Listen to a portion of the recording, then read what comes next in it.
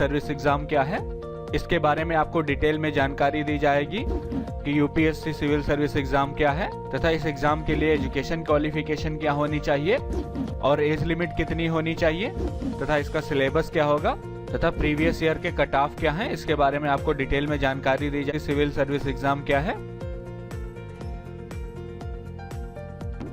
तो चलिए बात करते हैं यूपीएससी सिविल सर्विस एग्जाम क्या है। यूपीएससी का पूरा नाम लोक संघ सेवा आयोग है, जिसके द्वारा जो है सिविल सेवा परीक्षा आयोजित की जाती है और सिविल सेवा परीक्षा जो है एक राष्ट्रव्यापी प्रतियोगिता परीक्षा है।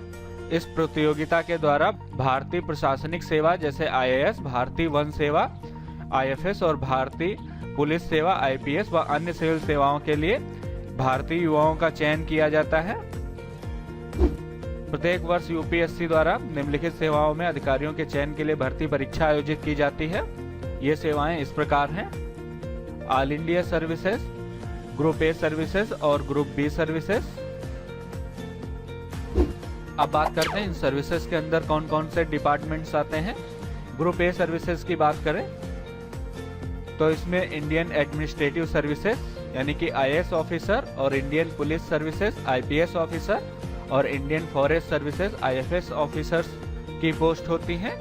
वहीं पर अगर ग्रुप ए सर्विसेज की बात करें तो इसमें जो है Indian forest service officer, revenue service officer, corporate law service officer और audit and accounting service officer तथा civil account officer, railway account officer, defence accounts officer, finance, postal और वायर अकाउंट ऑफिसर तथा इसके साथ साथ पोस्टल सर्विस ऑफिसर और ordnance factory administrative officer, defence state service officer तथा railway protection force administrative service officer की post आती हैं।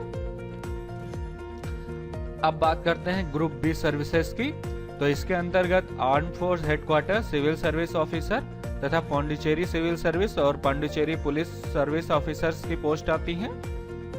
अब बात करते हैं इस परीक्षा के लिए कौन कौन से लोग आवेदन कर सकते हैं। तो बात करें एजुकेशन क्वालिफिकेशन की, तो यूपीएससी सिविल सर्विस परीक्षा के लिए अभ्यर्थियों को केवल स्नातक यानी कि ग्रेजुएट पास होना चाहिए। इस परीक्षा के लिए किसी विशेष विषय से पास होना अनिवार्य नहीं है। इसके लिए सभी छात्रों को केवल स्नातक पास होना चाहिए किसी भी विषय से। और इस परीक्षा में अपेयरिंग कैंडिडेट भी आवेदन कर सकते हैं, यानी कि जो अपने ग्रेजुएशन के लास्ट ईयर में है वो कैंडिडेट भी आवेदन कर सकते हैं। अब बात करते हैं यूपीएससी सिविल सर्विस एग्जाम में कितनी बार बैठ सकते हैं, यानी कि एक अभ्यर्थी कितनी परीक्षाएं दे सकता है। तो सामान्य कैटेगरी यानी कि जनरल कैंडिडेट 6 बार यूपीएससी सिविल सेवा परीक्षा दे सकते हैं। वहीं पर अन्य पिछड़ा वर्ग यानी कि ओबीसी छात्र 9 बार यूपीएससी सिविल सर्विस एग्जाम दे सकते हैं तथा अनुसूचित जाति और अनुसूचित जनजाति के उम्मीदवारों के लिए कोई भी नियम नहीं है। अब बात करते हैं नेशनलिटी की, तो अगर राष्ट्रीयता की बात करें तो भारतीय प्रशासनिक सेवा, भारतीय वन सेवा और भारतीय पुलिस सेवा के लिए आवेदन करने वाले छात्र जो है भारतीय नागरिक होने चाहिए तथा अन्य सभी सेवाओं जैसे भारत के नागरिक, नेपाल के नागरिक, भूटान के नागरिक तथा तिब्बत के शरणार्थी जो 1 जनवरी 1962 से पहले भारत में आए हैं आवेदन कर सकते हैं ग्रुप बी और ग्रुप ए की सेवाओं के लिए। आइए अब बात करते हैं एज लिमिट यानी कि आयु सीमा की। तो एज लिमिट के लिए न्यूनतम आयु 21 वर्ष निर्धारित की गई है और अधिकतम आयु 32 वर्ष होनी चाहिए, यानी 21 से 32 साल के बीच के उम्मीदवार इस परीक्षा के लिए आवेदन कर सकते हैं। वहीं पर अनुसूचित जाति और अनुसूचित जनजाति के छात्रों को आयु सीमा में 5 वर्ष की छूट दी जाएगी तथा अन्य पिछड़ा वर्ग यानी कि ओबीसी कैंडिडेट को आयु सीमा में 3 वर्ष की छूट दी जाती है। और इस सैन्य क्षेत्र में सेवाएं दे चुके उम्मीदवारों को, जिन लोगों ने भारतीय सेना में कम से कम 5 वर्ष या इससे अधिक सेवाएं दी हैं, उनको आयु सीमा में 5 वर्ष की छूट दी जाती है। अब बात करते हैं UPSC civil service exam pattern की। तो यूपीएससी सिविल सेवा परीक्षा जो है 3 चरणों में होती है। प्रथम चरण में प्रारंभिक परीक्षा होती है, द्वितीय चरण में मेंस परीक्षा होती है और तृतीय चरण में जो है आपका साक्षात्कार यानी कि इंटरव्यू होता है। प्रारंभिक परीक्षा में 2 पेपर होते हैं।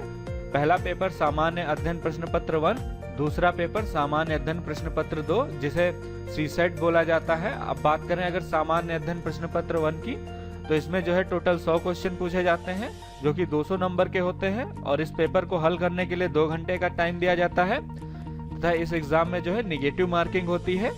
प्रत्येक गलत आंसर के लिए 1/3 नंबर जो है काट लिए जाते हैं। वहीं पर अगर सी सेट की बात करें तो सी सेट में टोटल 80 क्वेश्चन पूछे जाते हैं जो कि 200 नंबर के होते हैं और इसके लिए 2 घंटे का टाइम दिया जाता है। इसमें भी निगेटिव मार्किंग होती है, 1/3 निगेटिव मार्किंग होगी। अब बात करते हैं मेंस एग्जाम की। तो मेंस एग्जाम में 9 प्रश्न पत्र होते हैं जिसमें से 2 केवल क्वालिफाइंग होते हैं और 7 जो है तथा 7 पेपर से आपकी मेरिट बनती है। तो सबसे पहले बात करते हैं क्वालिफाइंग पेपर की, पेपर ए और पेपर बी। पेपर ए जो है अनिवार्य भारतीय भाषा का होगा जो 300 नंबर का होगा और पेपर बी जो है अंग्रेजी का होगा, यह भी 300 अंक का होगा। अब बात करते हैं पेपर 1 की। पेपर 1 जो है आपका निबंध का होगा, इसमें आपसे निबंध पूछे जाएंगे जो कि 250 अंक के होंगे। वहीं पेपर 2 जो है सामान्य अध्ययन 1, ये 250 अंक का होगा और पेपर 3 जो है सामान्य अध्ययन 2 जो कि 250 अंक का होगा। वहीं पर चौथा पेपर सामान्य अध्ययन 3 का होगा, ये भी 250 अंकों का होगा और 5वां पेपर सामान्य अध्ययन 4 होगा जो कि 250 अंक का होगा। इसके बाद छठा और 7वां पेपर जो है वैकल्पिक विषय होंगे। आपको वैकल्पिक विषय चुनने होंगे, यानी कि आप अपनी इच्छा के अनुसार कोई विषय चुन सकते हैं। ये दोनों पेपर 250 अंक के होंगे। जो उम्मीदवार मेंस क्वालिफाई कर लेंगे उनको साक्षात्कार यानी कि इंटरव्यू के लिए बुलाया जाएगा और इंटरव्यू के बाद जो है मेरिट लिस्ट बनाई जाएगी। उस मेरिट लिस्ट के आधार पर आप लोगों का सिलेक्शन किया जाएगा।